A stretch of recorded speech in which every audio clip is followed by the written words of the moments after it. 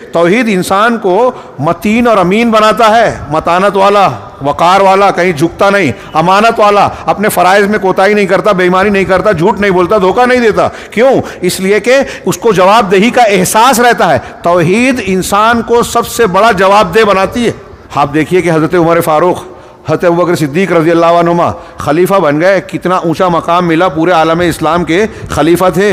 लेकिन उनकी ज़िंदगी कैसी थी? उनकी ज़िंदगी ऐसी थी कि बैतुल माल से अपनी ज़रूरत से ज़्यादा लेते नहीं थे, जो ले सकते थे वो भी कट काट कसर करके लेते थे।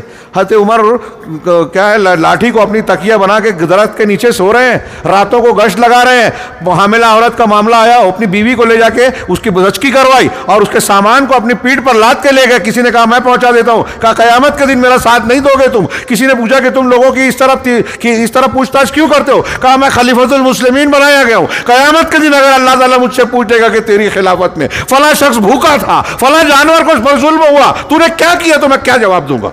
ये तौहीद थी कि अल्लाह पूछेगा तो मैं क्या जवाब दूंगा। यही तौहीद है। माइज असलमी, गामिदिया, दूसरे सहाबा जिन्होंने गुनाह किया, गलती की, ज़िना सरजद हो गया, अल्लाह के रसूल से आके कहा सल्लल्लाहु अलैहि वसल्लम, या रसूलल्लाह असब तो हद्दन, मैं हद को पार कर गया, मुझ पर हद नाफिज कीजिए, इस्लाम की सज़ा दीजिए। हमारे यहाँ माएँ बहनें, और आप सोचिए कि हम में से किसी